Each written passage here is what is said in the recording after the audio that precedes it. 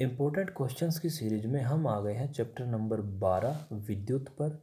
NCERT exemplar problems के सारे MCQ हैं, बोर्ड एग्जाम्स के लिए काफ़ी इम्पोर्टेंट या महत्वपूर्ण रहेंगे। पहला क्वेश्चन है, 3 चित्र दिखाए गए हैं। इन चित्रों में देख के आपको एमीटर द्वारा रिकॉर्ड की गई धारा के बारे में बताना है। इससे पहले मैं आपको बता दूं, जब धारा के लिए जो करंट बहता है, अगर उसके लिए केवल एक ही पाथ है, मतलब सब कुछ अगर सीरीज में लगा है, तो करंट जो है वो सेम बहेगा। अगर बाकी सारे जैसे आर सेम है, बैटरी सेम है, तो करंट भी सभी में सेम रहेगा अगर सीरीज में जुड़ा हुआ है तो। और अगर आप इन तीनों सर्किट को देखें तो तीनों सेम ही सर्किट हैं, केवल एमीटर की पोजीशन को बदल दिया गया है। एमीटर की पोजीशन को बदलने से इसकी रीडिंग पर कोई इफेक्ट नहीं पड़ने वाला, क्योंकि इस पूरे परिपथ में चाहे इसकी बात करूं, चाहे इसकी बात करूं या इसकी बात करूं, सभी में सेम करंट दौड़ रहा है। इसलिए सभी में जो एमीटर की रीडिंग है वो समान रहेगी, चाहे एमीटर को कहीं भी लगा दिया जाए। इसलिए डी ऑप्शन हमारा सही है। सेकंड क्वेश्चन पूछ रहा है, नीचे 3 चित्र दिए गए हैं, 12 वोल्ट की बैटरी जुड़ी है और हमसे पूछा है कि इसमें उत्पन्न ऊष्मा के बारे में पूछा है। ऊष्मा, हीट। तो हीट जो एनर्जी है उसका फॉर्मूला होता है I²RT। इसका अर्थ ये हुआ कि ये आर पर निर्भर करता है, आई और टी पर करता है, लेकिन इस हिसाब से जो हमारे पास जो फिगर दिए हैं इसके हिसाब से आर पर निर्भर करता है। पहले सर्किट का जो आर है, जो प्रतिरोधक है हमारा, वो 2 ओम का है, ठीक है, रेजिस्टेंस 2 ओम का है। दूसरे में 2-2 ओम के सीरीज में जुड़े हैं, तो यहाँ पर इसका टोटल हो जाएगा 4, और यहाँ पर पैरेलल में जुड़े हैं तो इसका हो जाएगा 1 ओम। तो सेकंड वाली का आर जो है वो सबसे ज़्यादा है, ठीक है। तो जिसका सबसे ज़्यादा है उसी में हीट भी सबसे ज़्यादा रहेगी, जिसका सबसे कम है उसमें हीट भी सबसे कम रहेगी। तो हमसे पूछा था इनके बारे में, ऑप्शन पढ़ लीजिए। प्रकरण 1 में निम्नतम है, नहीं। 3 में है निम्नतम, तो 2 में अधिकतम है, एकदम सही है। 2 में अधिकतम है क्योंकि 2 का जो रेजिस्टेंस है वो सबसे अधिक है, प्रतिरोध जो है वो अधिक है, तो हीट ऊष्मा भी सबसे अधिक रहेगी। और 3 वाले में मिनिमम है क्योंकि उसका रेजिस्टेंस भी मिनिमम है, इसलिए इसका ऑप्शन नंबर 3 सही है। किसी दिए गए धातु के तार की वैद्युत प्रतिरोधकता किस पर निर्भर करती है? देखिए, हमारे पास सूत्र बनता है R बराबर है ρL/A। ये जो रो है इसको कहा जाता है वैद्युत प्रतिरोधकता, और ये वैद्युत प्रतिरोधकता पदार्थ की प्रकृति पर निर्भर करती है, पदार्थ की प्रकृति पर निर्भर करती है। इसलिए हमारा ऑप्शन नंबर डी सही हो जाएगा। कुछ लोगों को लगता है कि लंबाई और मोटाई पर निर्भर करती है। लंबाई और मोटाई पर रेजिस्टेंस, जो प्रतिरोध होता है, वो निर्भर करता है, ना कि ये, ठीक है। क्योंकि रेजिस्टेंस जो है, प्रतिरोध, वो लंबाई के डायरेक्टली प्रोपोर्शनल, एरिया या मोटाई के इन्वर्सली प्रोपोर्शनल होता है। लेकिन जो रो है, जिसको हम वैद्युत प्रतिरोधकता कहते हैं, वो पदार्थ की प्रकृति पर निर्भर करती है। तो ऑप्शन नंबर डी। किसी विद्युत बल्ब के फिलामेंट द्वारा 1 एम्पीयर धारा ली गई, फिलामेंट के अनुप्रस्थ काट से 16 सेकंड में कितने इलेक्ट्रॉन प्रवाहित होंगे? हमारे यहाँ पर इस सवाल में हमें करंट दे रखा है 1 एम्पीयर, हमें टाइम दे रखा है 16 सेकंड, और हमसे पूछा है इलेक्ट्रॉनों की संख्या। तो ऐसा कोई डायरेक्ट फॉर्मूला तो है नहीं, लेकिन हम इसकी हेल्प से क्यू निकाल सकते हैं। क्यू का अर्थ चार्ज निकाल सकते हैं। वो कैसे निकालेंगे? हमारे पास फॉर्मूला है I बराबर है Q/T। हमें क्यू निकालना है, तो क्यू के लिए फॉर्मूला बन जाएगा Q इज इक्वल टू, ये ऊपर जाएगा तो I से मल्टीप्लाई हो जाएगा, I इंटू टी। दोनों वैल्यूज़ को अगर मैं रखूँ तो Q आ जाएगा 1 into 16 is equal to 16 coulomb. Charge आ गया हमारे पास 16 कूलम। अब हमें निकालना है इलेक्ट्रॉनों की संख्या। अब हमें निकालना है इलेक्ट्रॉनों की संख्या। एक इलेक्ट्रॉन पर वो 1.6 गुना 10 की शक्ति -19 कूलम होता है, और हमने ये निकालना है कि 16 कूलम में कितने इलेक्ट्रॉन होते हैं। तो इसके लिए हमारे पास इलेक्ट्रॉनों की संख्या जो है वो निकल के आएगी। जितना चार्ज हमारे पास है उसको अगर 1 इलेक्ट्रॉन पे जो चार्ज है उससे डिवाइड कर दूं मैं, तो हमारे पास इलेक्ट्रॉनों की संख्या निकल के आ जाएगी। अगर इसकी मैं कैलकुलेशन करूँ तो ये आएगा 16/1.6। ये 10⁻⁻19 को अगर मैं ऊपर लेके जाऊँ तो ये पावर जो है वो +19 हो जाएगी। और 16/1.6 जो है वो कैलकुलेट करके अगर मैं देखूँ, 16/1.6 इसको अगर कैलकुलेट करूँ तो ये दशमलव अगर हटाऊँ तो हो जाता है 160/16, इसको काटेंगे तो 10, मतलब 10 पहले और 10 की पावर 19 और, तो 10 की पावर हो गई 20, इतने इलेक्ट्रॉन हमारे पास आएंगे। 10 की पावर 20, 10 की पावर 20 के हिसाब से हमारे पास option number A. Next question है हमारे पास, उस परिपथ को पहचाने जिसमें वैद्युत अवयव उचित प्रकार से जुड़े हुए हैं। वैद्युत अवयव जो है उचित प्रकार से जुड़े हुए हैं, उसको हमने छांटना है। हमने ये पढ़ा है वोल्ट मीटर, जो वोल्ट मीटर है वो कभी सीरीज में नहीं लगता, उसका रेजिस्टेंस इतना हाई होता है, उसको हमेशा समांतर में लगाते हैं, हमेशा पैरेलल में लगाते हैं, और एमीटर को सीरीज में लगाते हैं। तो जिसमें ये दोनों चीज़ें सही की हुई वो सही होगा। इसमें वोल्ट मीटर सीरीज में लगा है, ये तो गलत होगा। इस वाले में वोल्ट मीटर पैरेलल में है, ठीक है। एमीटर सीरीज में है, नेगेटिव का नेगेटिव है, ठीक है। ये तीसरे वाले में एमीटर पैरेलल में लगा है, वोल्ट मीटर सीरीज में, ये गलत हो जाएगा। चौथे वाले में अगर देखो तो वोल्ट मीटर तो पैरेलल में लगा है, सही है, लेकिन बैटरी के नेगेटिव टर्मिनल से एमीटर का पॉजिटिव जोड़ रखा है, ये वाला गलत है। तो यहाँ पर ऑप्शन नंबर 2 एकदम सही है। वोल्ट मीटर पैरेलल में भी है और बैटरी के नेगेटिव से एमीटर का नेगेटिव ही जुड़ा हुआ है, तो ऑप्शन नंबर 2 एकदम सही है, जिसमें सारे अवयव सही तरीके से जुड़े हुए हैं। 5 प्रतिरोधक जिनमें प्रत्येक का प्रतिरोध 1/5 ओम है का उपयोग करके कितना अधिकतम प्रतिरोध बनाया जा सकता है। अधिकतम बन सकता है जब पाँचों को सीरीज में लगाया जाएगा, 1 2 3 4 5, पाँचों को जब सीरीज में लगा देंगे तो अधिकतम बनता है। और जब सीरीज में लगता है तो उनका जो प्रतिरोध है वो सीधा जुड़ जाता है, 1/5 जमा 1/5 जमा 1/5 जमा 1/5, ये निकल के आएगा 5/5, 5 से 5 कटेगा तो आ जाएगा 1 ओम। तो मैक्सिमम जो है वो 1 ओम हो सकता है जब सबको सीरीज में जोड़ा जाए। अगर मिनिमम पूछ ले तो पैरेलल में जोड़ेंगे, और पैरेलल में जो है वो हो जाएगा 1/25। ये अगला आ ही गया वैसा ही। 1/5 है, कितना निम्नतम कर सकते हैं। निम्नतम के लिए हमें सभी को पैरेलल में जोड़ना पड़ेगा, एक दूसरे के पैरेलल में जोड़ना पड़ेगा, और पैरेलल में जब जोड़ते हैं तो ये उल्टे जुड़ते हैं। तो 1/5 जो है वो 5 से डिवाइड होगा, जो हो जाएगा, क्योंकि 5 भागों में बटा हुआ है, तो ये हो जाएगा 1/25, 1/25, ठीक है। नेक्स्ट क्वेश्चन, अधिकतम विभव प्राप्त करने के लिए सेलों को श्रेणी क्रम संयोजन को उचित रूप से निरूपित करने वाला संयोजन कौन सा है। सेलों को सीरीज में जोड़ना है, कौन सा वाला सही है। देखिए, सेल को सीरीज में जोड़ने के लिए इस तरह से किया जाता है कि जैसे मैंने एक पॉजिटिव बना दिया, एक नेगेटिव बना दिया, तो अगले सेल का पॉजिटिव जुड़ेगा इसके नेगेटिव से, ठीक है। अगले सेल का फिर पॉजिटिव, मतलब एक सेल का पॉजिटिव अगले का नेगेटिव, इस तरह से जुड़ेगा, वो सही होगा। इसमें पहले ऑप्शन में सब कुछ सही है, एक का नेगेटिव दूसरे का पॉजिटिव, एक का नेगेटिव दूसरे का पॉजिटिव, एक का नेगेटिव दूसरे का पॉजिटिव, ये तो सही है। इसमें तो बीच में जुड़ाव ही नहीं है, ये गलत है। इसमें उल्टा पुल्टा देखो, नेगेटिव को नेगेटिव से जोड़ रखा है, ठीक है, यहाँ पॉजिटिव को पॉजिटिव से जोड़ रखा है, तो ये भी गलत है। इसमें भी कुछ जुड़ाव नहीं है, तो ये तो है ही गलत। तो केवल पहला ऑप्शन सही है, जिसमें एक सेल के पॉजिटिव को दूसरे सेल के नेगेटिव से जोड़ के दिखा रखा है, वो एकदम सही है। वोल्टता को निरूपित कौन सा फॉर्मूला करता है। वोल्टता, वोल्टता जो है उसका फॉर्मूला होता है किया गया कार्य बटा चार्ज, वर्क डन बटे चार्ज।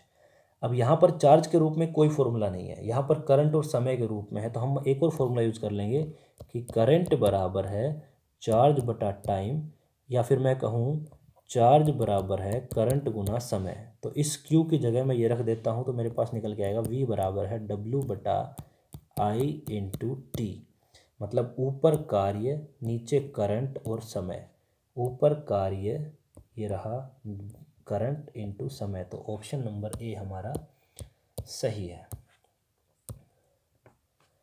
लंबाई L तथा एक समान अनुप्रस्थ काट के क्षेत्रफल A के किसी बेलनाकार चालक का प्रतिरोध R है, ठीक है। प्रतिरोध R है जिसमें दोनों का पदार्थ भी सेम है, तो ये हो जाएगा रो L/A, फॉर्मूला है रेजिस्टेंस का। दूसरा सेम पदार्थ लिया गया जिसकी लंबाई 2L है, तो यहाँ पर लंबाई हो गई 2L तथा प्रतिरोध R है। प्रतिरोध जो है वो R ही है, मटेरियल भी सेम है तो रो ही रहेगा, तो उसका एरिया कितना रहेगा ये हमसे पूछा है। तो अगर दोनों का रेजिस्टेंस बराबर रखना है तो यहाँ पर ये दो यहाँ से गायब होना चाहिए, ये दो गायब करने के लिए एरिया जो है वो डबल होना चाहिए, तभी तो 2 से 2 कटेगा।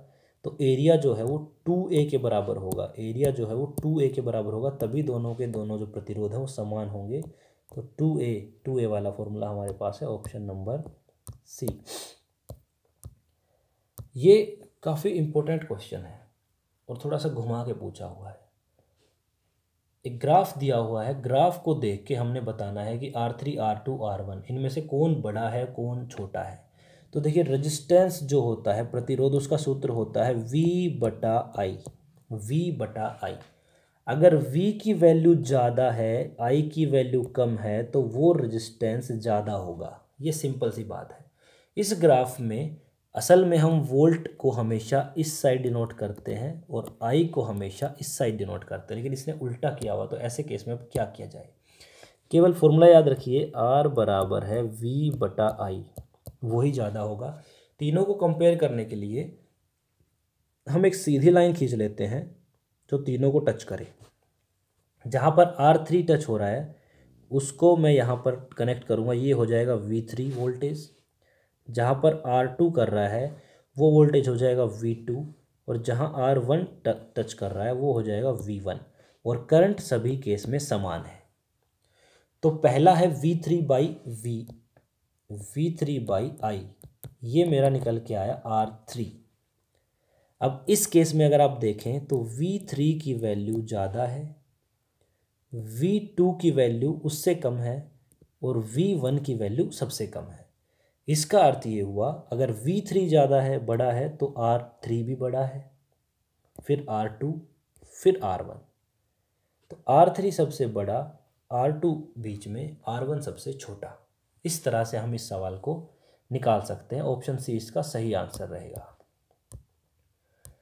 यदि किसी प्रतिरोधक से प्रवाहित धारा में 100% वृद्धि करती जाए तो क्षयित ऊर्जा में कितनी वृद्धि होगी। करंट जो है वो 100% बढ़ा दिया, पहले करंट I था अगर, तो 100% बढ़ने से करंट हो गया 2I। तो हमसे पूछा है कि जो ऊर्जा है, क्षयित ऊर्जा, उसमें कितनी वृद्धि होगी। ऊर्जा का सूत्र होता है I²RT। तो पहले ऊर्जा थी I²RT, क्योंकि अब करंट डबल हो गया है 100% वृद्धि के बाद, तो अब इसको लिखा जाएगा 2I²RT। 2I का स्क्वायर मतलब 4I²RT, मतलब पहले I²RT था, अब 4 गुना हो गया है। हमसे पूछा वृद्धि कितनी हो गई। वृद्धि निकालने के लिए 4I²RT में से I²RT को घटाएंगे तो हमारे पास निकल जाएगा 3I²RT, मतलब 3 की वृद्धि हुई है। 3 का अर्थ है 300% की वृद्धि हुई है। ठीक है, सीधा इसको देख के कुछ लोग 4 कर देते हैं, लेकिन इसने जो सवाल पूछा है उसने पूछा है क्षयित ऊर्जा में कितनी वृद्धि होती है। अगर ये पूछता कि क्षयित ऊर्जा कितनी हो गई तो आता 400%, लेकिन उसमें वृद्धि कितनी हुई। I²RT तो पहले थी ना, अब तो 4 हो गई, तो बढ़ा कितना है, बढ़ा है 300%। ठीक है, प्रतिरोधकता में कब परिवर्तन नहीं होता। पदार्थ को परिवर्तन करेंगे तो परिवर्तन होगा, तापमान बदलेंगे तो भी परिवर्तन होगा। आकृति में परिवर्तन से प्रतिरोधकता पर कोई फर्क नहीं पड़ता। आकृति का अर्थ लंबाई चौड़ाई बढ़ाने से प्रतिरोधकता पर फर्क नहीं पड़ता। तो केवल यही एक ऑप्शन है जिससे फर्क नहीं पड़ता, बाकी सभी से पदार्थ चेंज करेंगे तो भी फर्क पड़ेगा, तापमान से भी पड़ेगा। ठीक है, आकृति से उसके ऊपर फर्क नहीं पड़ता, इसलिए ऑप्शन नंबर 3। किसी विद्युत परिपथ में विद्युत स्रोत के साथ 3 ताप दीप्त ABC 3 बल्ब लगाए हैं, 40, 60 और 100 के पार्श्व क्रम में लगाए हैं, मतलब पैरेलल में लगाए हैं। एक बल्ब जो है वो यहाँ लगा है, दूसरा बल्ब यहाँ लगा है, और तीसरा बल्ब यहाँ पैरेलल में लगे हैं सारे के सारे। तो हमसे पूछा है कि कौन सा ज़्यादा चमकेगा कौन सा कम चमकेगा। देखिए, जब पैरेलल में लगते हैं तो तीनों के पास जो वोल्टेज है, जो वोल्टता है वो समान जाएगी। अब वोल्टेज अगर समान जाएगी तो जिसकी पावर ज़्यादा होगी वो ज़्यादा चमकेगा, जिसकी पावर कम होगी वो कम चमकेगा। ठीक है, क्योंकि वोल्टेज सबके पास समान जा रही है। तो यहाँ पर सभी बल्ब समान चमकेंगे, ये बात तो सही नहीं है, क्योंकि सबकी पावर अलग अलग है। पावर जिसकी ज़्यादा होगी वो ज़्यादा चमकेगा। बल्ब ए की चमक अधिकतम होगी, नहीं हो सकता, क्योंकि उसकी पावर तो सबसे कम है।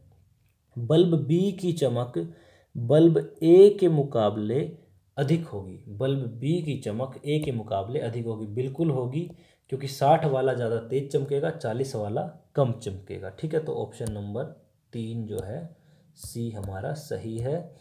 नेक्स्ट क्वेश्चन हमारे पास, किसी विद्युत परिपथ में दो प्रतिरोधक जिनके प्रतिरोध क्रमशः 2 और 4 ओम है 6 वोल्ट की बैटरी से श्रेणी क्रम में जुड़े हुए हैं। 4 ओम वाले के पास 5 सेकंड में कितनी ऊष्मा बनेगी। ठीक है, अब इनको लगाया गया है सीरीज में। ये मान लीजिए 2 ओम का है, ये 4 ओम का है, और इनको एक 6 वोल्ट की बैटरी से जोड़ रखा है। 6 वोल्ट की बैटरी से जोड़ रखा है। तो हमें इसमें से जो 5 सेकंड में ऊष्मा बनेगी वो बतानी है। अब इन दोनों से जो करंट है वो तो सेम जाएगा, क्योंकि करंट जाने के लिए एक ही रास्ता है, लेकिन इनसे जो वोल्टेज जाएगी वो अलग अलग जाएगी। लेकिन हमारा काम करंट से चल सकता है, क्योंकि हमारे पास फॉर्मूला है ऊष्मा का I²RT। तो अगर मैं करंट निकाल लूँ तो मैं इससे ऊष्मा भी निकाल सकता हूँ। ठीक है, ऊष्मा ऊर्जा भी निकाल सकता हूँ। करंट निकालने के लिए इस पूरे परिपथ का जो कुल रेजिस्टेंस है वो हो जाएगा 4 और 2 6। 6 ओम रेजिस्टेंस है, 6 वोल्ट ही करंट है, सॉरी वोल्टेज है। तो हमें निकालना है करंट। करंट जो है हमारे पास आ जाएगा 6/6 बराबर है 1 एम्पियर। कितना आ जाएगा? 1 एम्पियर। तो करंट आ गया 1 एम्पियर। इसके ऊपर हमने ऊष्मा निकालनी है, तो आर की वैल्यू आई की हो गई 1, आर हो गया 4 और टाइम दे रखा है 5। तो फॉर्मूले में रखेंगे I², 1 का स्क्वायर तो 1 ही होता है, आर 4 है, समय 5 है, 5 चौके 20, 20 एकम 20, तो आ गया 20 joule. 20 joule, option number C. कोई विद्युत केतली 220 वोल्ट पर प्रचलित होने पर 1 किलोवाट विद्युत शक्ति का उपभोग करती है, उसके लिए कितने का फ्यूज आप लगाएंगे। फ्यूज लगता है करंट के हिसाब से, और पावर और करंट का सूत्र होता है P = VI। P = VI। अगर मुझे करंट निकालना है तो मेरे पास आ जाएगा P/V, पावर बटा वोल्टेज। पावर दे रखी है 1 किलोवाट। 1 किलोवाट का अर्थ होता है 1000 वाट। वोल्टेज दे रखी है 220 वोल्ट। अगर मैं इसको काटूं तो आ जाएगा 0 से 0 कट गई, 2 एकम 2, 2 एकम 2, 2 5 10, 0, 50/11। अगर आप इसको डिवाइड करते हैं तो ये आएगा 4 पॉइंट समथिंग। तो 4 पॉइंट समथिंग एम्पियर आ गया मेरे पास। तो इसके लिए जो हम फ्यूज इस्तेमाल करेंगे वो 5 एम्पियर का इस्तेमाल करेंगे, क्योंकि अगर 4 का कर दिया तो जैसे आप ऑन करेंगे 4 एम्पियर से ज़्यादा करंट तो जा रहा है उसके अंदर, तो वो फ्यूज़ तो उड़ जाएगा। लेकिन अगर 5 का करेंगे तो जब तक वो सही चलेगा तब तक तो फ्यूज़ नहीं उड़ेगा, लेकिन जैसे ही कुछ गड़बड़ होती है तभी वो फ्यूज़ जो है वो उड़ जाएगा। इसलिए यहाँ पर हम 5 एम्पियर का फ्यूज इस्तेमाल करेंगे। नेक्स्ट क्वेश्चन हमारे पास, 2 ओम तथा 4 ओम प्रतिरोध के 2 प्रतिरोधकों को किसी बैटरी से संयोजित करने पर यदि ये प्रतिरोधक 2 ओम और 4 ओम है, ठीक है, बैटरी से जोड़ना उसके बारे में पूछ रहा है। पहला, पार्श्व क्रम में संयोजित हो तो इनमें समान धारा। जब पैरेलल में लगाते हैं तो करंट अलग अलग जाएगा, क्योंकि करंट के लिए 2 अलग अलग रास्ते हैं। तो पहला ऑप्शन तो गलत हो गया। श्रेणी क्रम में संयोजित हो तो समान धारा प्रवाहित होती है। श्रेणी क्रम में संयोजित करने से समान धारा, बिल्कुल सही बात है। जब एक ही रास्ता होता है, सीरीज में लगाएंगे 1 2, ये 2 ओम का है, ये 4 ओम का है, सीरीज में लगाएंगे तो एक ही रास्ता है। एक ही रास्ता है तो करंट जो है वो सेम रहेगा, इसलिए हमारा दूसरा ऑप्शन सही हो गया। बाकी ऑप्शंस को पढ़ने की ज़रूरत ही नहीं है हमें। नेक्स्ट क्वेश्चन है, विद्युत शक्ति के मात्रक को इस प्रकार भी व्यक्त किया जा सकता है। विद्युत शक्ति का एक फॉर्मूला मैंने आपको बताया, VI। V होता है वोल्ट, I का मतलब होता है करंट, जिसकी यूनिट होती है एम्पियर, तो वोल्ट एम्पियर भी पावर का एक इकाई है। वोल्ट एम्पियर भी पावर का एक इकाई है। यहाँ पर ये क्वेश्चंस जो है वो ख़त्म होते हैं। मुझे उम्मीद है आपको क्वेश्चन समझ में आए होंगे। अगर किसी क्वेश्चन में डाउट रहता है तो मुझसे कमेंट सेक्शन में पूछ सकते हैं। वीडियो लास्ट तक देखने के लिए थैंक यू।